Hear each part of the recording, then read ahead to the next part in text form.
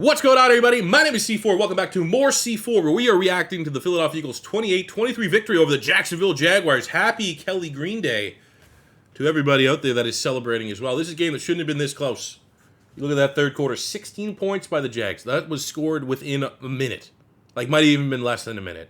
One of those was a Saquon Barkley fumble, return for a touchdown. That absolutely was not. Blown call by the refs to make this game closer than it needed to be. Literally, the TV ref was like, no, that's clearly tackled, not a fumble.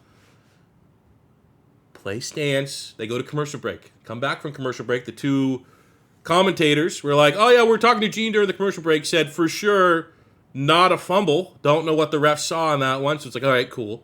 And then you have the Eagles' absolute bozo clown head coach, Nick Sirianni, leaving 8 points on the board. A lot of those after A.J. Brown went down with a mystery knee injury, it was bizarre. They literally... The second half, Jags got the ball first to start the second half, and during that Jags drive, they just showed A.J. Brown walking back to the locker room with a knee injury. Huh? But down A.J. Brown, down a weapon, that's when Nick Sirianni just doesn't want to take the points. When you are undermanned, this was the same shit we dealt with when A.J. Brown was missing earlier in the year. Take the points. Not only take the points because it's what you're supposed to do, take the points so we can get our one of the best kickers in the league some goddamn confidence. The amount of times that, literally, the last two kicks, I swear to God, I've seen from Jake Elliott, they just all right, go kick a 57, and I think before that was a 61-yarder. How about we let him get into a rhythm? How about we take a page out of the Baltimore Ravens book and, let our kicker kick when we get into Rays? He is good. He is very good. But when you have him just, sporadically play, there's no way for him to get into a rhythm. I hate it. And I know that's an excuse because Jake Elliott missed his field goal. I mean, it was a close miss. Doinked it. But there is absolutely an element, I think, of, it's oh, they're kicking a field goal. All right, Jake Elliott gets ready. And no, Nick Sirianni, go for it. Go for it, guys. We're down A.J. Brown. Let's go for it. Let's run some bullshit fucking throw. That's not going to work. And then Jake Elliott's okay. Okay, I won't kick it. Let's get him some confidence. Let's start kicking some field goals here, especially on the fact that our defense only allowed 35 yards at that point. Just put him away. You can put him away with little jabs, little field goals. Doesn't always need to be something super fucking spectacular, which we still did see here today. There was 3 ridiculous play of the year for the Eagles, even in the NFL, type plays from the Philadelphia Eagles. It was something about the Kelly Green jerseys. It adds plus 10 overall to some of these players. It was an awesome game at the end. And you know what? Now that we won, in hindsight, that little bit made the game a little bit more intense, a little bit more locked into it. So that was kind of good. So Doug Peterson, he's probably going to get fired. But that's what happens when you are... I don't know what Press Taylor has over Doug Peterson. Bizarre. He's gonna get fired. It's he adopted him as a son or something, a second son. Anyways, looking at the player grades here in this matchup, Jalen Hurts was awesome. I mean, I'm not saying go run to your local bookie and put some money on Jalen Hurts for the MVP, but he's definitely shooting up them lists. He has been very, very good. A+ for Jalen Hurts today. He had 300 yards through the ground in the air, 3 touchdowns. No, turnover-worthy plays, a couple of ridiculous throws in there, and he's playing good football, man. Definitely starting to, just in relation to me, he did get sacked a bunch, so I'm definitely starting to get a little, Jordan Mailata, Big Fred Johnson, Florida Gator, like him. But he is what he is. You're going to get inconsistent play out of him. For as much and as well as he played against Trey Hendrickson on the Bengals, who Trey Hendrickson got 4 sacks today. Fred puts a shutout last week. There's also just inconsistent. He's not a starter. Not a starter yet. I don't know. Maybe he can eventually develop into one. That's kind of what you get with backup linemen. I'm ready for Jordan Mailata to return. That is definitely for sure, because I definitely want Jalen Hurts taking less hits. But ultimately, Jalen Hurts was absolutely awesome today. A+ for me. Saquon Barkley, A++. What a freaking player. 27 carries, 159 yards, a touchdown, had 40 yards out the backfield, another ridiculous Corey Clement-esque touchdown, diving touchdown reception. I think it probably would have to be a touchdown if he could have got one for it to be play of the year. But the fact that he hurdled a guy jumping backwards is certainly an all-time play that I've never seen. I've watched so much football, I've never seen that. You've seen plays that kind of are close to Odell's catch, right? Saw that last week with Garrett Wilson, or on Thursday on Halloween with Garrett Wilson making a ridiculous one-handed grab. Saw it today with Devontae Smith making an absolutely insane one-handed touchdown grab. I ain't never seen no one jump backwards over another professional athlete. We are so lucky to have Saquon Barkley. Thank you, New York Giants. If, it's going to be a two-horse race, I think. Saquon Barkley and Derrick Henry, who's going to get Offensive Player of the Year. It's almost like who's going to be the most healthy when all is said and done. Devontae Smith, insane. It's so good that we have two wide receiver ones. His touchdown catch, nuts. Absolutely nuts. Like right up there with Garrett Wilson's catch for the Jets on Thursday Night Football.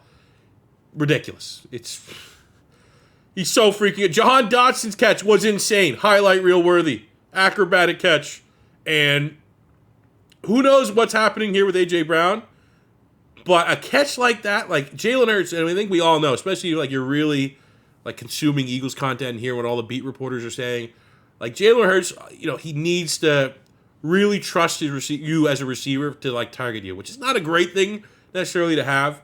But like you're seeing a lot with like Calcaterra, where Jalen Hurts is like he's getting to Calcaterra a lot quicker than say like if Stoll was out there, or like why is Calcaterra getting more targets than like all these guys? Because like they've gotten a rhythm, he got a rapport, and like I think Jahan Dotson making a big time catch like that, that's gonna get that rapport up with Jalen Hurts a little bit. It kind of reminds me of like Zacchaeus last year, a little bit slowed the gate, but now you're slowly gonna start to see Jalen Hurts target this guy when he gotta have it on third downs, on chain moving drives. I think that's gonna be very important for the Philadelphia Eagles. But A+ for these receivers with both Devontae Smith and Jahan Dotson making. As far as Eagles are concerned, like if Philly ends up doing like top 5 catches of the year, I imagine both the Jahan Dotson and Devontae Smith catch will make it. Big question though, going into Dallas week, what the hell is this knee injury to A.J. Brown? Hopefully it was just precautionary, but how many times is there a freaking precautionary knee injury that's not something that's multi-week? Which sucks, because this is definitely a different team when you don't have A.J. Brown. So, gotta keep an eye on that. Special teams is awesome. Sidney Brown, the Canadian, forced a fumble on the first punt of the game. Who got him? Ringo? I think recovered it. That was awesome. So, the good and the bad. Jake Elliott missed the kick, but again, I just think I would love to, and I wouldn't say I love to, because that means Philly's settling for field goals, but I don't think it'd be the worst thing, with the pressure of the fans, of going for it on fourth down, to just fucking start letting Jake Elliott kick it and let him get into a rhythm. Let him find his swing, his stroke, if you will. I think that'll be very beneficial to this team. Defensively, they were absolutely awesome. Got a little shaky, I guess you could say, in the late third, going into the fourth a little bit, but ultimately, where they need to make plays, they did. We got 2 sacks by Josh Sweat, who's heating up at the right time. Zach Baum was awesome, had a diving interception. Nakobe Dean had the game-sealing interception in the end zone. Sick. Love to see it. I definitely thought it was probably, in terms of quietness, Cooper DeJean had a big play, but it did feel like a couple, you had to look at the all-22 and all said and done, but it did feel like a couple times it felt like they were trying to pick on him a little bit. I don't know what the hell happened. Late drive, they had Avonte Maddox in for like a play, and he gave up a huge pass interference. Looked like he was in the slot for Cooper DeJean. Don't know what happened there, which was kind of shaky to say the least. Thought Isaiah Rodgers did solid for the most part, played aggressive. Couple like on the line of is that PI, is that not PI? But he had to step up with Darius. He had to step up with Slay missing this game, and I thought he did a serviceable job when all things are said and done. I mean, Brian Thomas is out there. He's one of the best young wide receivers, best rookie class wide receivers this year, and he had a pretty quiet game. What did he even have? 2 catches.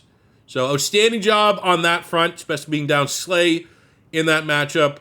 But ultimately, man, I mean, these linebackers are great. You got to consider extending Zach Bond. That price is only going up. And I know Howie Roseman's been burned by paying linebackers. Last time we were screaming at him to pay a linebacker, and we did pay him in Nigel Bradham. That did not age particularly well. And then we had TJ Edwards as like kind of the next really good linebacker, cash out at free agency.